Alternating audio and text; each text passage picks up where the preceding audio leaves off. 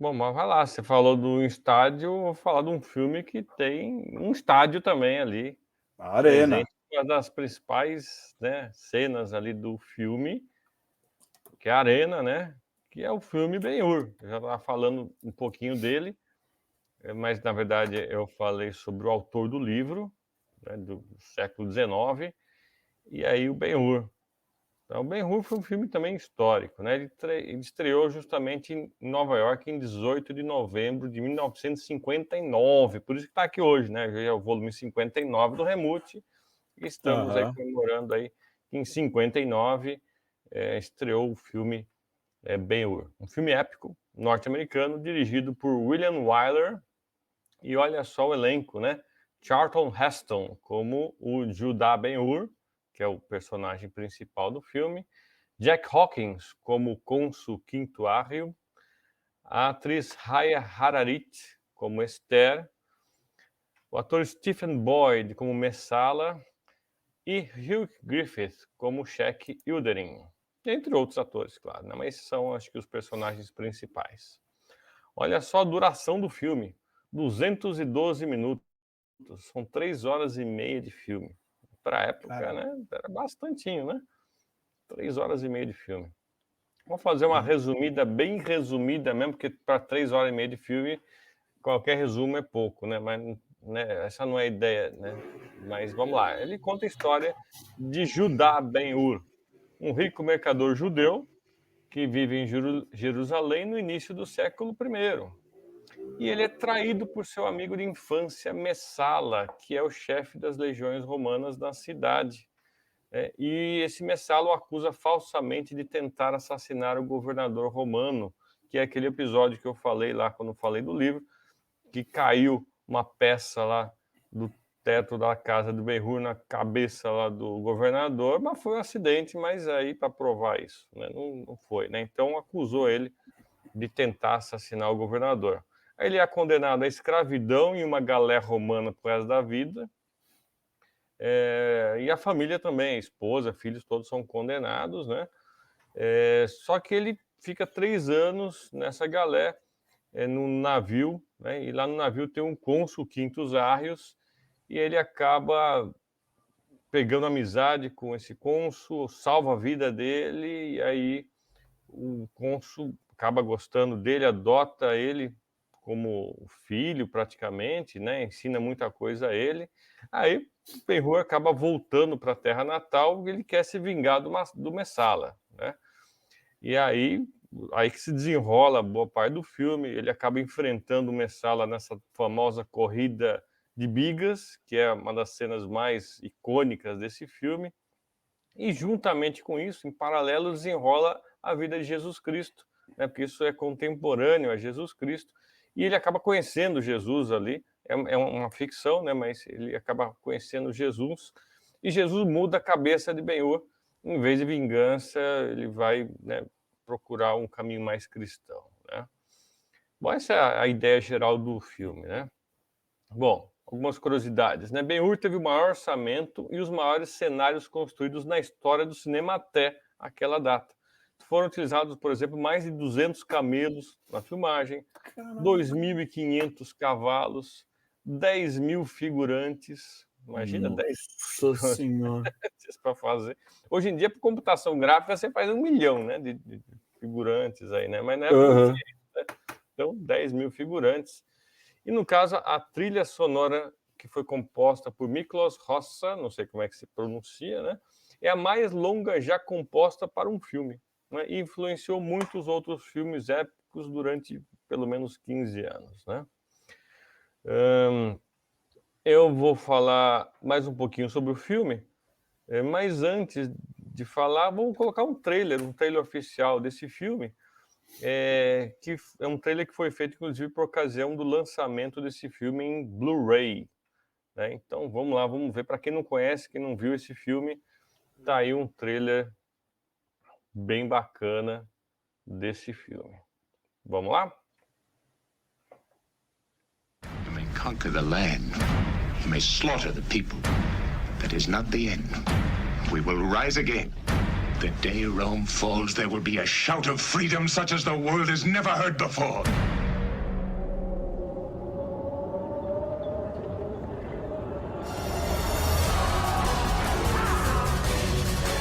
believe in the past of my people and in their future. You are a conquered people.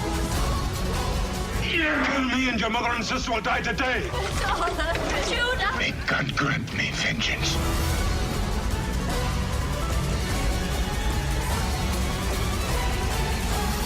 I don't believe in miracles. No, life is a miracle. I should kiss you goodbye. Oh, Judah! My people are praying for a man who can drive their team to victory over Messala. You could be that man.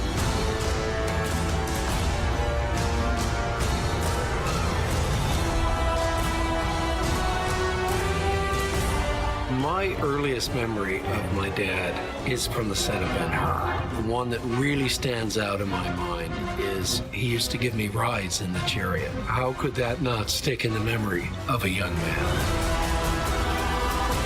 If you stay here, you will find yourself part of this tragedy. I am already part of this tragedy.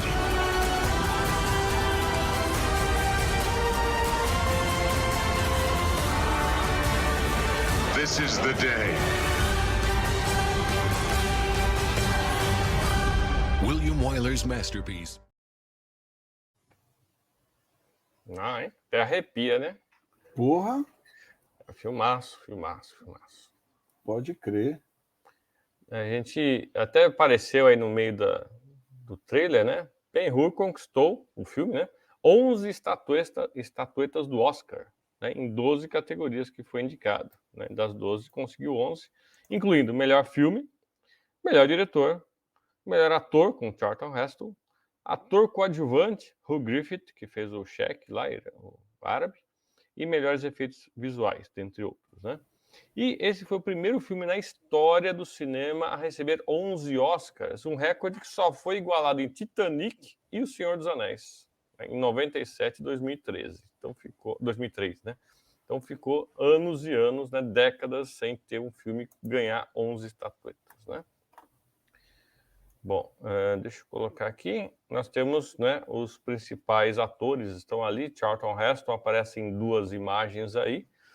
Temos no meio o Hugh Griffith, que fez o papel do Shaq, né? Temos a mocinha aí, né? Cadê o nome dela aqui? O cônsul Jack Hawkins, que está no canto inferior esquerdo com o Ben-Hur, né? Que é o Charlton Heston. E a atriz Raya Ararit, né? À direita como Esther.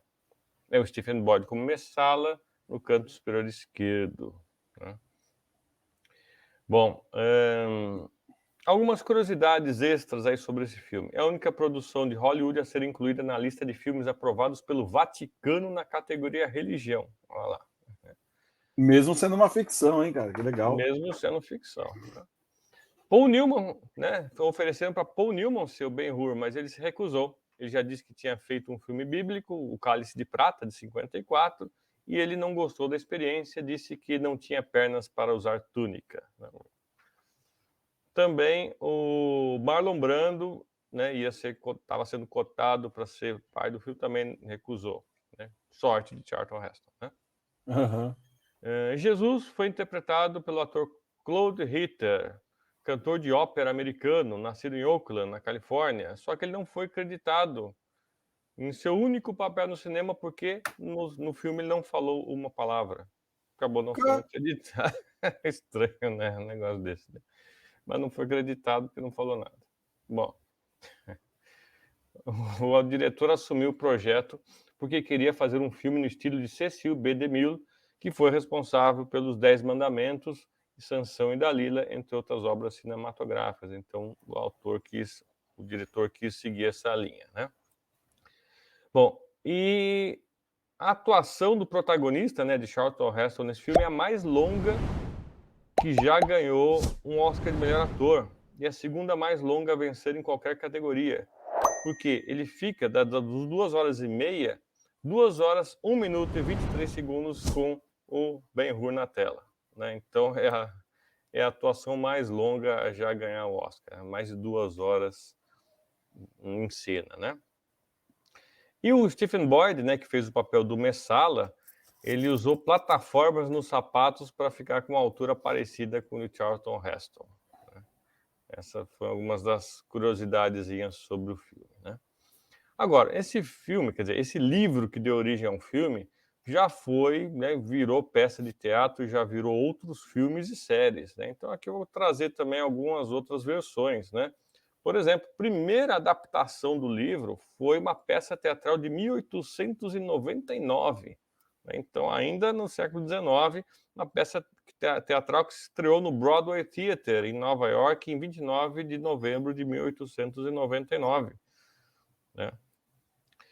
Então tem um cartaz aí da estreia dessa peça à esquerda, e essa peça foi exibida em versões itinerantes, né? Não ficou só lá na Broadway, teve versões itinerantes por 21 anos, passando pelos Estados Unidos, Reino Unido e Austrália. Quando chegou em abril de 1920, ou seja, 21 anos depois, essa peça já tinha sido vista por mais de 20 milhões de pessoas e faturado mais de 10 milhões de dólares. Isso já no início do século XX, né? Nem tinha Hollywood ainda, nada disso. Imagina, né? O sucesso já veio lá de trás. Sucesso, pode crer. E aí, à direita, nós temos uma divulgação do primeiro filme que foi feito sobre Ben-Hur, de 1907. Foi a primeira versão cinematográfica desse romance, dirigida pelo canadense Sidney Olcott, e com muita limitação técnica, porque em 1907 realmente o cinema estava ainda nascendo, né? O filme todo tem 15 minutos, não tem muita coisa, inclusive você procurar aí na internet, no Wikipedia, o Ben-Hur, você pode ver na íntegra esse filme, em preto e branco, mudo, obviamente, né? Bom, e é filmado com câmeras, obviamente, estáticas, né? Não tem nenhuma grande, né, movimentação, mas dá para vocês verem aí. Bom, outra versão, também muda, de 1925, que é essa da direita, dirigida por Fred Niblo, tá em vermelhinho, né, à direita, estrelado por Ramon Novarro, Betty Bronson, May McAvoy, Francis Bushman e Carmel Myers.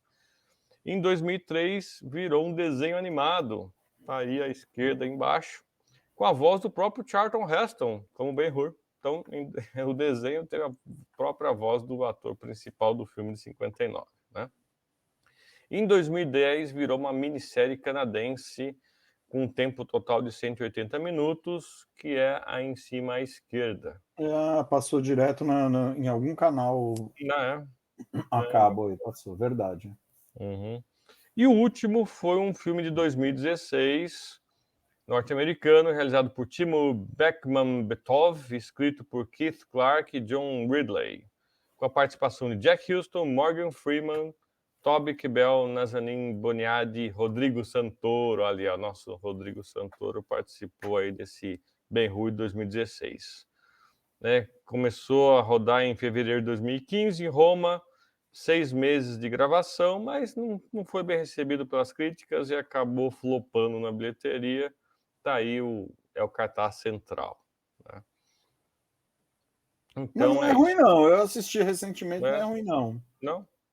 Não. Não, eu não vi.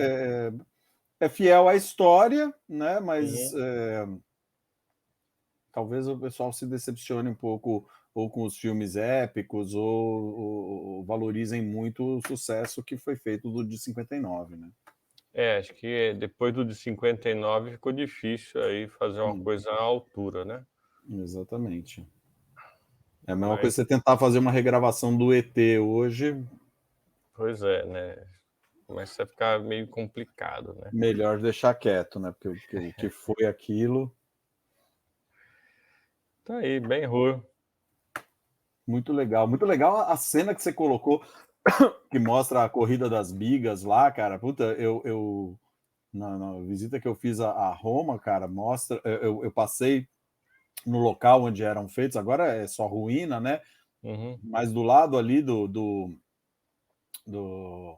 era feito num lugar chamado Circo Máximo, né? Fica ali entre o Palatino e o Aventino. Tem um parque de um lado e as ruínas do Palácio Palatino ali.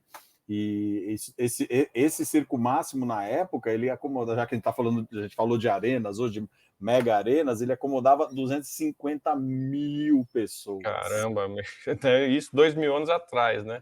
Pois é. E a gente não consegue, quer dizer, não consegue não, talvez não valha a pena, né, colocar tanta gente hoje assim, né? Mas Roma naquela época chegou a ter mais de 1 milhão de habitantes, né? Imagina, uma cidade há 2.000 anos conseguia ter 1 milhão ou mais de habitantes, né? Então é uma loucura, né? Pois é. E o próprio Coliseu, né? Que é um tipo de estádio, né? Que é a arena. Os caras inundavam aquilo para fazer batalha marítima, batalha naval. Pois é. Pois Imagina é. só que tecnologia é essa, né? 2.000 anos atrás, os caras tinham areia, tinha gente guerreando ali, tudo, tinha elevadores que traziam as feras aí do subsolo de surpresa ali no meio do combate todo, e teve outra hora que não dava aquilo tudo, e ficava navio guerreando ali, depois drenava aquilo tudo. Que loucura isso, né? Loucura mesmo, cara. Loucura mesmo. Primeira corrida. Era a Fórmula Indy da época ali, era feita lá no Circo Máximo. O NASCAR. De biga, né? NASCAR de biga, NASCAR romano. Falando disso daí, um filme que se ambienta nessa época também, inclusive na época de Jesus, é A Vida de Brian, né? Do Monty Python, né? Que acaba também tocando, né, em Jesus do mesmo jeito que Ben-Hur, né? Ficção também, mas é outra obra-prima aí. Cara, a gente sempre fala da Vida de Brian, cara. Brian até teve uma polêmica esses dias aí, não sei se você chegou a ver, porque nesse filme tem um dos personagens ali do Monty Python, ele chega uma hora lá que ele fala que como é que é? Ele se acha uma mulher, né? E ele começa a conversar com os outros ali sobre isso, né? E aí, recentemente, quiseram que cortasse essa cena do filme para não ofender pessoas mais sensíveis, né, tal. E aí o John Cleese, ele falou, não vou cortar isso não, vou cortar não, faz parte da obra, né? Imagina, já falava sobre esse negócio de se sentir, né, mulher já há 40 anos aí, o filme, 50 anos, e agora querem cortar essa cena aí. Eles usavam muito isso mesmo no Cálice Sagrado também, a hora que eles chegam numa aldeia lá, a mulher que vai falar com o cara, ela tem barba, puta voz grossa. Tá aí o sentido da vida, então, né? Quando a mulher lá tendo criança, ela cai do meio das pernas na saia criança lá. Pô, a gente falou semana passada do Nero, né? E botou a cena da História do Mundo, do Mel Brooks, cara. Putz, ali também é outro filme icônico. Se a gente olhar atentamente ali, metade do filme tem que ser censurado nos dias de hoje. Hoje não ia dar cadeia, né? Totalmente, né? Coitado, fez uma obra-prima daquelas e censurado. E aí, finalmente? Vamos para os finalmente, para os aniversariantes aí. Então vamos lá, deixar um abraço aí pro Mago aí, Marcelão. Esse é em sua homenagem aí. Primeiro cara que vai aparecer na tela, tá lá. E esse cara que tá na tela ali, Marcelão, esse daí é em sua homenagem. Grande Ivan Lins, um monstro, aniversariando hoje, nascido em 1945. Hoje? Exatamente. Aniversário do Ivan Lins, dia 16 de junho de 45, ele é nascido. Ivan Guimarães Lins, músico brasileiro, filho militar, influenciado por diversos gêneros do jazz, cara sensacional. O que esse cara tem de disco, de obra lançada, cara, não dá nem para listar tudo que esse cara já compôs, tudo que esse cara já fez. É um monstro, toca muito, canta muito, de uma sensibilidade sensacional aí, Ivan Lins. Nosso abraço aí, abraço do Remute para você, abraço no coração, sensacional o seu trabalho, parabéns. Foi em 92, 92 não, 90 e qualquer outra coisa, que eu fui para Nova York, a gente estava saindo à noite para algum bar, ver algum blues, tinha uns bar lá que estava lá em cartaz do Ivan Lins, em algum bar lá. Esses caras têm que fazer temporada fora, Toquinho, Guilherme Arantes, esses caras acabam indo muito para fora do país porque eles têm um baita reconhecimento. E ele é um cara que tem uma linhagem de jazz e fora do Brasil é muito apreciado isso, né?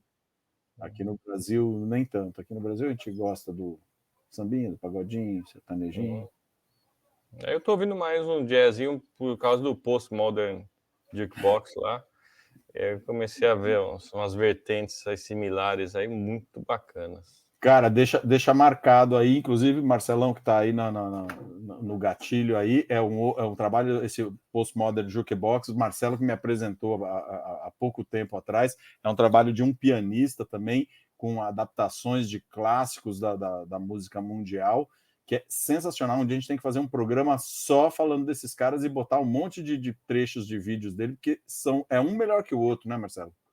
Nossa, é impressionante. Tem umas versões aí que são melhores que a original, na minha opinião. Aí. Sensacional.